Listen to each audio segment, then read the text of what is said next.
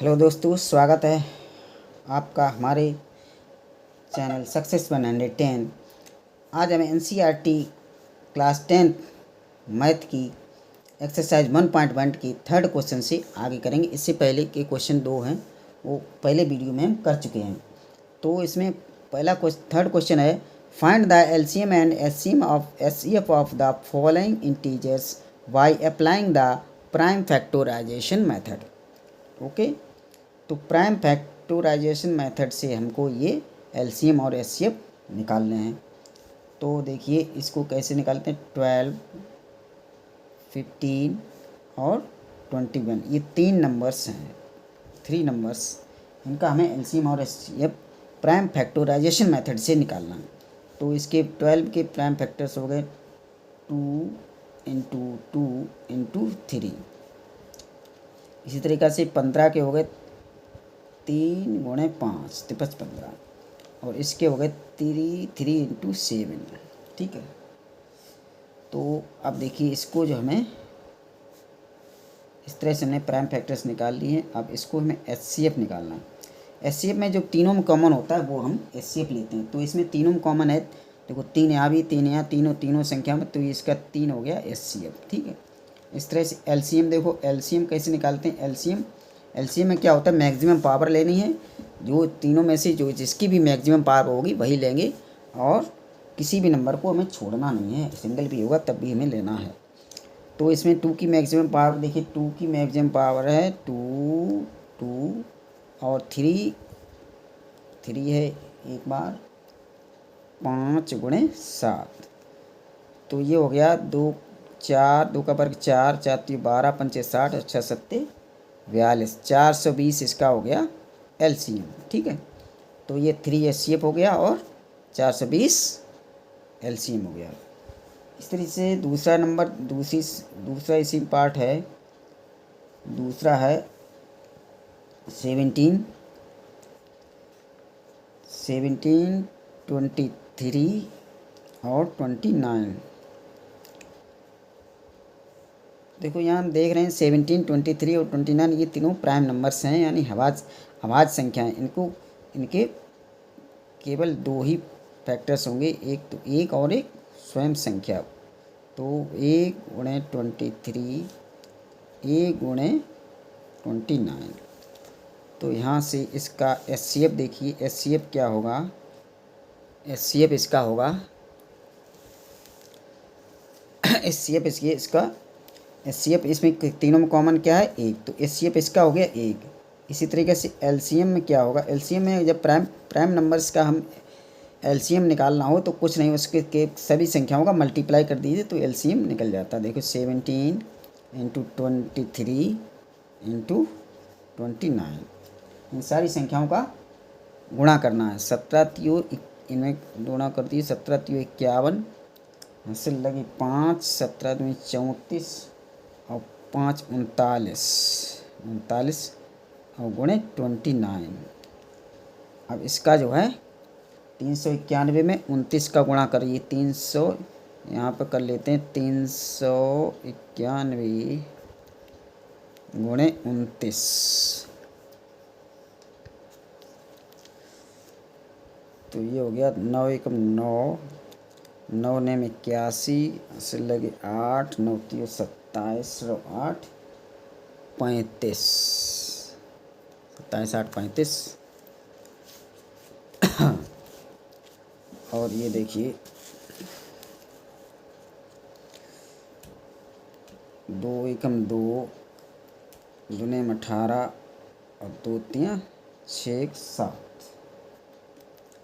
इस तरह से ये निकल गया 9, 2 1 3 और 8 5 13, और ये हो गया 4 7 4 11, 11,339, यानी इसका एलसीएम हो गया है 11,339। ठीक है, तो ये तीनों संख्याओं का एचसीएफ हो गया 1 और एलसीएम हो गया 11,339।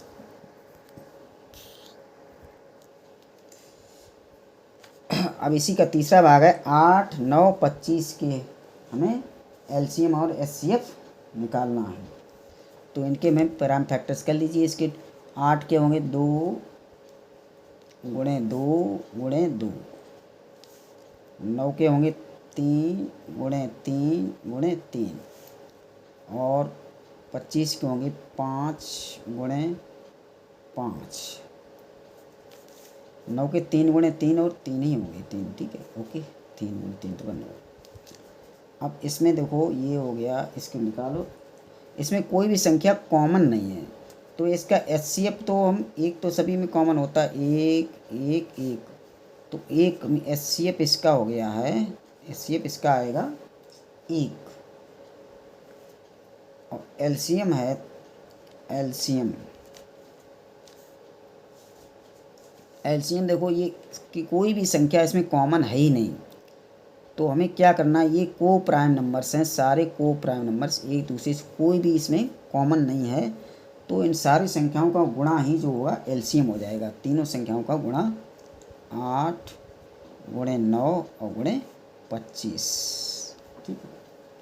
8 गुणे 9 25, 8 ने 72 गुणे 25, तो ये हो गया इसका गुणा करते हैं, 25 दूनी 50, बस लगे 5, 25 7 175,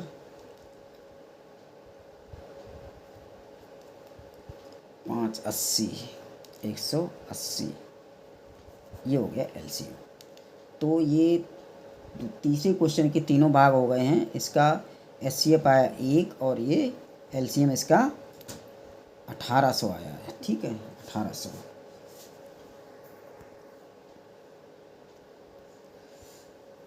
अब चौथा क्वेश्चन देखते हैं।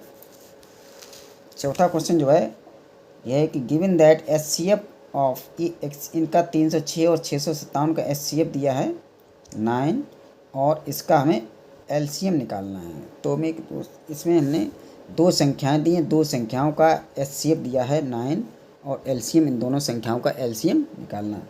तो ये दोस्तों इस हम एक फार्मूला जानते हैं, इसको LCM into HCF is equal to first number into second number. तो यहाँ पे हमें एलसीएम तो निकालना ही है, एलसीएम दोनों संख्याओं का निकालना है। एलसीएम इंटू एचसीएफ कितना दिया है 9, एचसीएफ दिया है 9, यहाँ रख देते हैं बराबर। एक नंबर दिया 306 और दूसरा नंबर 657, ठीक है। तो हमें एलसीएम निकालना है। LCM is equal to 306 into 657 upon ये 9 आ जाएंगे बटे में, और इससे जो कटे काट दीजिए इसको। 9 से काटें 9 7 63, 9 7 63 बचे 2 9 3 27, 73 से कट गया है। 73 पूरी संख्या, ये 9 से 73 टाइम्स कटी है, और इसको हमें गुणा 306 में 73 का गुणा कर दो, ये आ जाएगा 306 में 73 का मल्टीप्लाई करना है। 3 का 18, 3 त्रिका 9, 7 चक्का 42, 7 चक्का 42 और 7 21, ये हो गया 8 2 1 3 9 4 13 1 1 2 2, 22,338, ये हो गया 22,338, ये हो गया इसका एलसीएम, ठीक है। यही निकालना था हमें 22,338। ये फोर्थ क्वेश्चन हमारा हो गया है। अब इसी में फिफ्थ क्वेश्चन देखते हैं। फिफ्थ क्वेश्चन है check whether 6 to the power n can ends with the digit 0 for any natural number n। तो ये नंबर दिया है हमें, एक संख्या दी है 6n। सवाल ये कह रहा है कि क्या इसमें कभी ये जो है इसको अंत में जीरो आ सकता है, जीरो एंड होगा, एंड्स पे जीरो आ सकता है। ये जो नंबर दिया है 6n, ये इसमें कभी भी जीरो आ सकता है, किसी भी संख्या नेचुरल नंबर n, ये प्राकृतिक संख्या किसी n के लिए जीरो आ सकता है। तो यहाँ पर दोस्तों हम छोटी सी जानकारी आपको दे दें कि किसी संख्या में जीरो कब आता है। हमेशा देखना ध्यान से कि जीरो कब आता है। जीरो होगा किसी सम संख्या का 5 से गुणा। जैसे 2, देखिए 2 गुणे 5 10 आया, 4 गुणे 5 20 आया, 6 गुणे 5 30 आया। तो हम देखते हैं इसमें से किसी भी संख्या में जीरो कब आता है।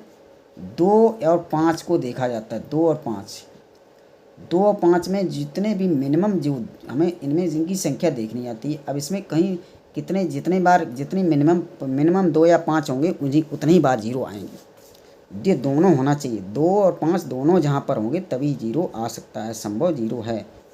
ये 2 और 5, इसमें भी 2 है, देखो इसमें 2 गुणे 2, इसमें 2 गुणे 3, तो इसमें एक जीरो आया। तो इस तरह से हम देखते हैं कि इसमें जीरो है कि नहीं, इसमें देखो आ सकता है कि नहीं। इसमें से 6 के गुणनखंड करेंगे, 2 तियाँ 6, 2 तियाँ और घात n कोई भी संख्या ले सकते हैं। n को हम कोई भी संख्या ले सकते हैं। तो यहाँ देखिए इसके गुणनखंड 2 या 5 के, कुछ 5 है ही नहीं, 2 तो है लेकिन 5 नहीं है। तो इसमें दोस्तों ये इसमें कितनी भी पावर लगाएं, इसमें कभी भी जीरो नहीं आ सकता, कभी भी जीरो नहीं आ सकता है। तो ये हम यहाँ कह सकते हैं no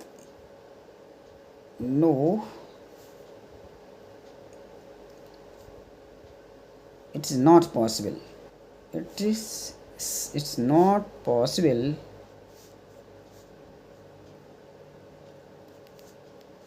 that 60 to the power n ends with 0, ends with digit 0, ends with digit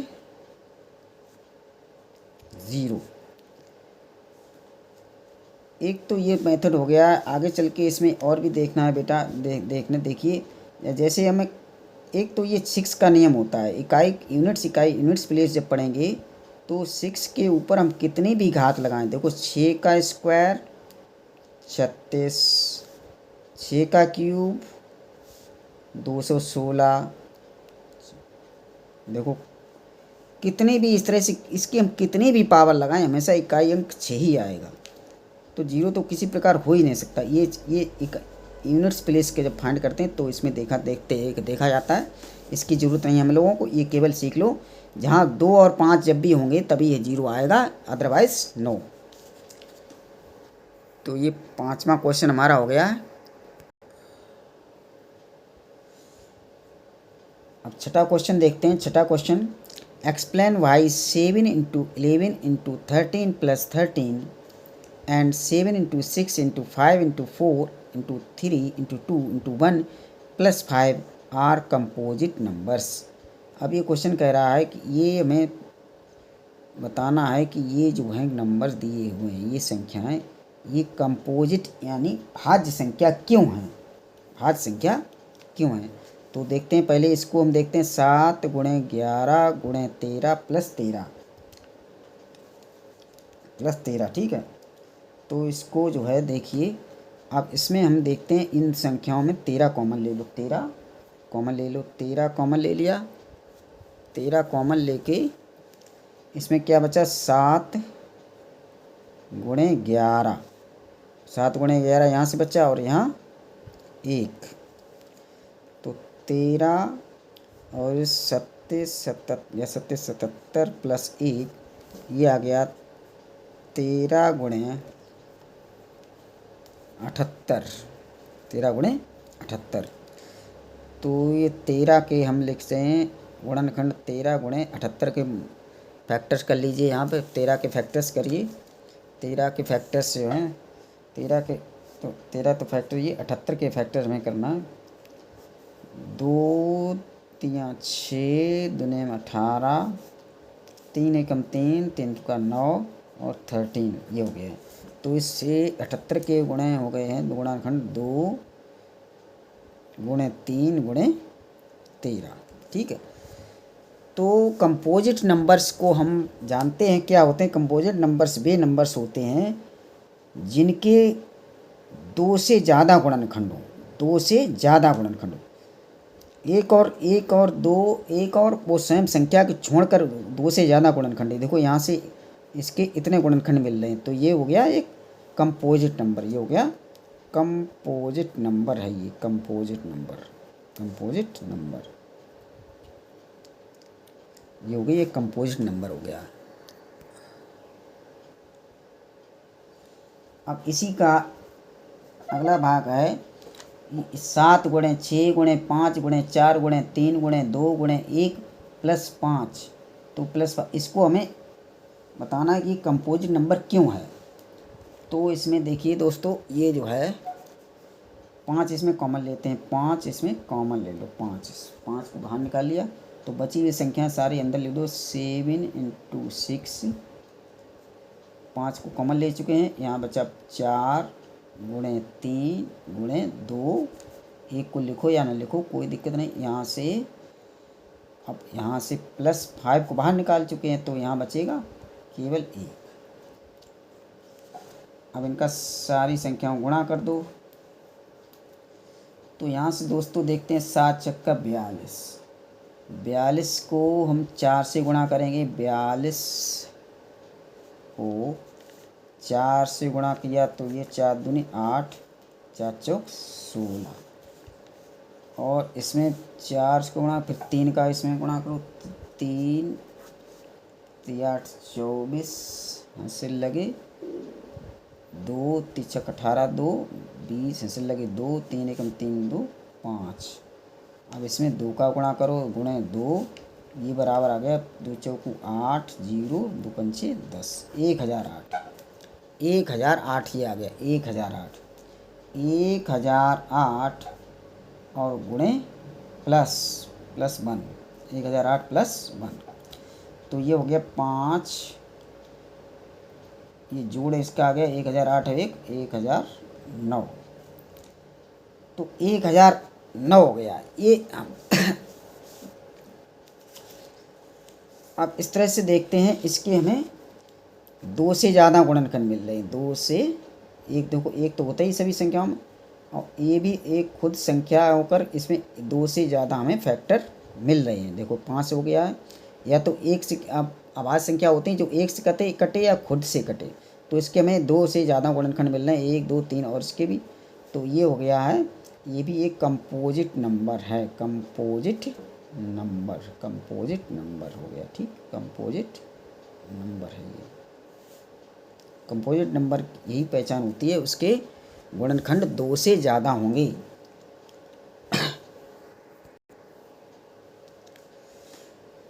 अब इसी का लास्ट क्वेश्चन देखिए, यह है there is a circular path around a sport field, Sonia takes 18 minutes to drive one round of the field while Ravi takes 12 minutes for the same. Suppose they both start at the same point and at the same time and go in the same direction. After how many minutes will they meet again at the starting point?